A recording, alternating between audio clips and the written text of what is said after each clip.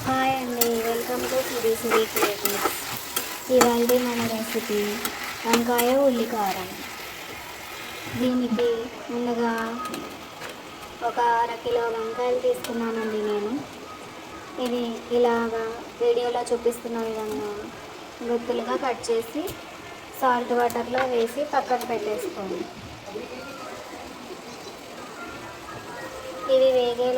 ఇవి కట్ చేసుకుని పక్కన పెట్టేసుకుని కట్ చేసుకునే లోపు చూడండి, వీడియోలో చూపిస్తున్నట్టుగా రెండు ఉల్లిపాయలు, 2 టమాటాలు పెద్ద ముక్కలుగా కట్ చేసి ఒక కడాయిలో కొద్దిగా ఆయిల్ వేసి వేయించుకుంటున్నానండి. అందులోనే ఒక 10 వెల్లుల్లి రెబ్బలు కూడా వేసి వేయించుకున్నాను. ఇవి పూర్తిగా వేగనవసరం లేదండి, ఒక 60% వరకు వేగితే సరిపోతుంది.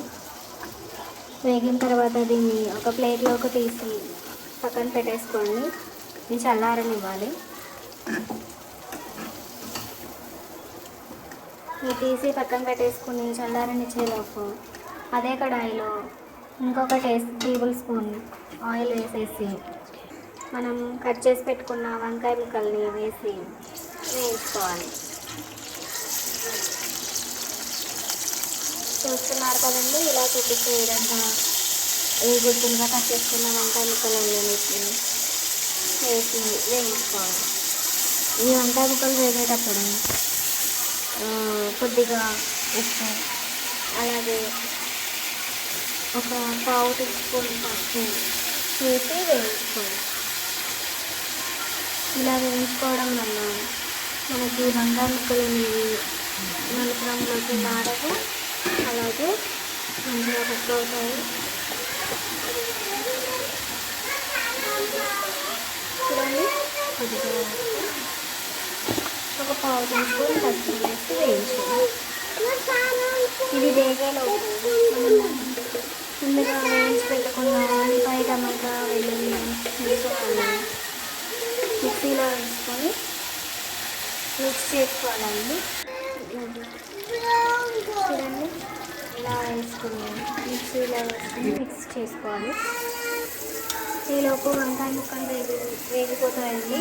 వంకాయ ముక్కలు తీసేసి ఒక ప్లేట్లోకి తీసేసుకుని అదే కడాయిలో ఇంకొక టేబుల్ స్పూన్ ఆయిల్ వేసి అందులో ఈ పేస్ట్ని వేసి వేయించుకోవాలి. చూడండి, ఇలాగా మధ్య మధ్యలో కలుపుతూ వేయించుకోవాలి. ఇలా వేగిపోయింది కదండి. ఇలా వేగిన తర్వాత ఇందులో కొద్దిగా పసుపు, అలాగే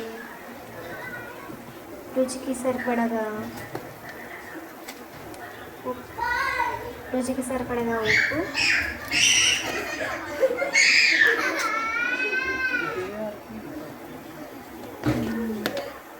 సరిపడినంత కారం,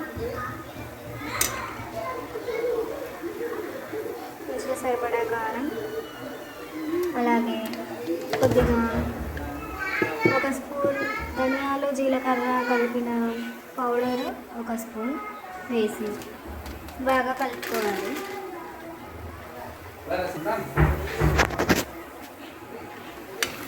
బాగా కలుపుకోవాలండి. ఈ ఉప్పు, కారం, ధనియాలు, జీలకర్ర పౌడర్ వేసాం కదండి, ఇది 1 నిమిషం పాటు అలాగా మగ్గనివ్వాలి. అలా మగ్గిన తర్వాత ఇందులో మనం వేయించి పక్కన పెట్టేసుకున్న వంకాయలు ఉన్నాయి కదండి, ఈ వంకాయల్ని విడిపోకుండా వేసుకోవాలి. ఇలా వంకాయ ముక్కలన్నీ వేసిన తర్వాత ముక్కలు విడిపోకుండా కలుపుకోవాలి. చూడండి,